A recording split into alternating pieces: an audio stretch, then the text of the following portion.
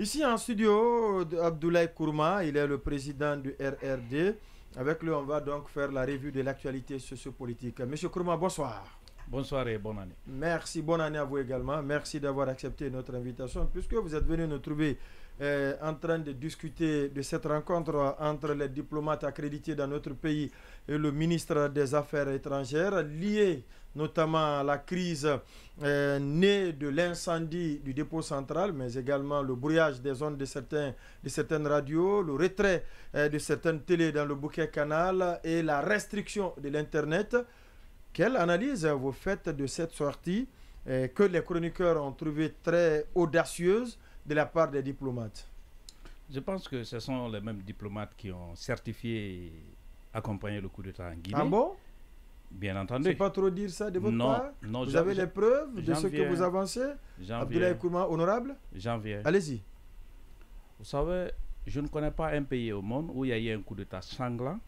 Les pays comme les États-Unis, la France, l'Allemagne, la Grande-Bretagne acceptent l'accréditation des ambassadeurs et un pays en transition arrive à faire appel à 36 de ses ambassadeurs et réussit à les c'est-à-dire à les remplacer si la communauté internationale n'est pas impliquée. Je pense que la France est en train de perdre un peu le contrôle de ces éléments. C'est ce qu'il faut retenir. Pour en venir, vous avez tout de suite rappelé le chronogramme ou bien non, le compte à rebours de l'ambassade des États-Unis. Quand Maurice Sanda, un médecin, un chirurgien de formation qui ne connaît pas, si vous voulez, les mailles diplomatiques réelles de la diplomatie. Oui, mais il y a longtemps, il était aux Nations Unies. Non, attendez, les Nations Unies, au niveau des Nations Unies, vous avez un département qui s'occupe des questions économiques, vous avez un département qui s'occupe des questions santé, vous avez un département qui s'occupe des questions diplomatiques, administratives, politico-judiciaires, si vous voulez. Mais ce que je sais, il était là pour la promotion de mutilation génitale féminine. C'est-à-dire c'est contre mutilation génitale féminine. À moins que ça soit un lapsus révélateur. Non, puisque ces institutions... J'en viens, s'il vous plaît. S'il vous plaît. Donc, et tout de suite, la France avait dépêché une de ses responsables à l'époque qui est venue entretenir et le gouvernement et la classe politique. Et il avait dit qu'il n'était pas question d'aller au-delà de 24 mois. Si vous vous rappelez. Chrysoula Diakaropoulou. Je vous en prie. Donc c'est pour vous dire que la même France est en train de perdre le contrôle. Il a été rappelé à la France vraiment d'agir envers son protégé. Puisque c'est la même France qui a démarché auprès des autres diplomates pour faire accepter, que ce soit les États-Unis, la Grande-Bretagne, l'Allemagne, pour faire accepter le coup d'État en Guinée. Là, vous nous révélez des choses. Hein. J'ai échangé avec des diplomates qui m'ont dit clairement, moi je suis un panafricaniste. Du 6 septembre 2020. Moi je suis un panafricaniste. J'en viendrai avec Marouane, qui ne sait pas faire la différence entre le nationalisme et le panafricanisme. Je vais te faire la différence après ça. La France est allée vers les autres chancelleries. Nous avons déjà échappé le Mali. Le Mali nous a échappé. Le Burkina est en train de nous échapper. Aidons-nous à encadrer la transition guinéenne pour que la Guinée nous échappe. Mais nos grands-parents ont maudit tous ceux qui vont se mêler avec la France pour encore nous torturer. C'est cette malédiction qui est en train de retomber sur la Guinée. Il faut le dire. Voyez, le Sénégal qui nous a fermé les frontières pendant Ebola. Les Guinéens tombaient à milliers par jour. Comment se fait-il que pour un incendie, c'est la France qui dépêche des cargaisons, des unités pour éteindre le feu? C'est parce que la France est présente au Sénégal. La Côte d'Ivoire, c'est parce que ce sont des ministres délégués en France et en Afrique. Donc, c'est pour vous dire que la communauté internationale est en train de mettre la pression sur la France. Sinon, dans une réunion au niveau de l'Union européenne, l'ambassadeur de la France a attaqué le système Alpha Condé. Il avait dit qu'on ne peut pas nourrir, on ne peut pas éduquer ceci et que la France soit mise de côté. Parce que jusqu'à le 5 septembre, la France ne pouvait rien réclamer à la Guinée. Je le dis en tant qu'ancien député, je le dis en tant que quelqu'un qui avait le privilège au moins d'échanger avec le président de la République au moins une fois par semaine. Donc, ça n'allait pas entre la France et le régime d'Alpha Condé.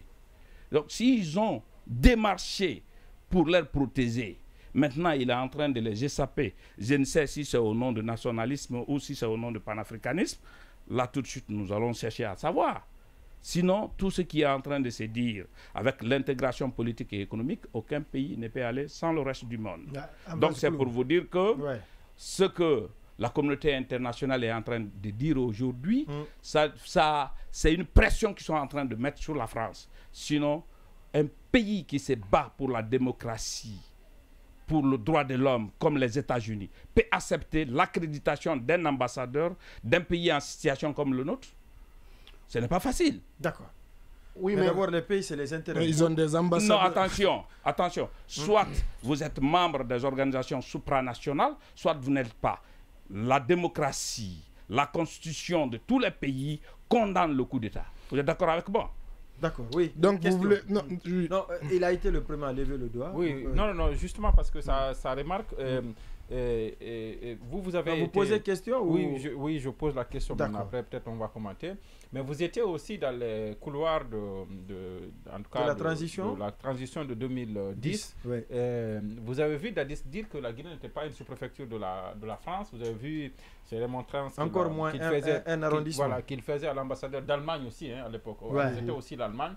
Est-ce que vous pensez que les autorités actuelles vont commettre la même erreur de rappeler, comme quelqu'un parmi nous le suggérait tout à l'heure, rappeler à l'ordre de cet ambassadeur-là? Est-ce que vous pensez que c'est dans l'ordre du possible? Je vous ai dit que cette transition est coachée par la France. Personne n'osera répondre à ces ambassadeurs. Moursanda, il a déjà dit, comme ce que Marouane a dit, c'est vrai, je certifie qu'il y a eu des excuses de l'État. Je ne dis pas de ministre des Affaires étrangères, de l'État qui a été présenté. Oui, et là, les ambassades, c'est-à-dire l'ambassadeur des États-Unis est revenu en disant nous serons fiers de fêter le retour à l'ordre constitutionnel le 1er janvier 2025. C'était pour réitérer leur position par rapport. Et quand l'autre est venu, il a dit il n'est pas question d'aller au-delà de 24 mois. Ça, c'est la réponse de ce que Moursanda a dit. S'il dit que l'État n'a pas de VPN et autres là, ce qui se passe aujourd'hui en Guinée, c'est hors de commun.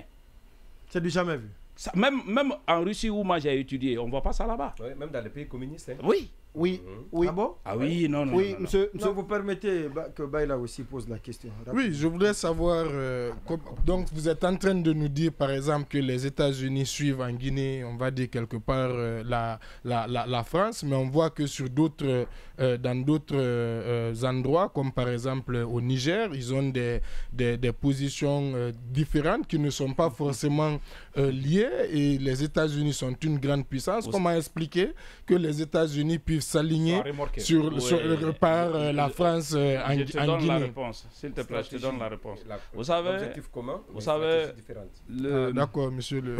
Vous savez, Baïla, moi je voudrais que vous vous promeniez un peu pour aller vous informer sur la politique extérieure. Il y a ce qu'on appelle le partenariat diplomatique à l'international. Vous savez pourquoi les États-Unis sont en train de se positionner au Niger? C'est pour ne pas que la Russie domine l'uranium. Donc la France préfère reculer pour les États-Unis que de laisser la Russie s'approprier du Niger. Ça, je te le dis. Et tout de suite, des partenariats stratégiques, ils peuvent accompagner la Guinée, ils peuvent accompagner la France en Guinée.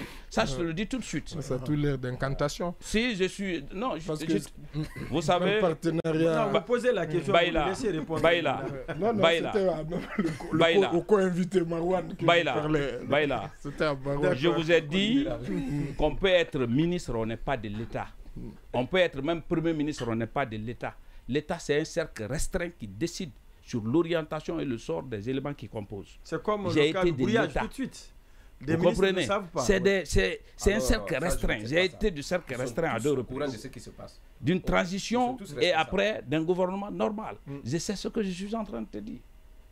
D'accord. Alors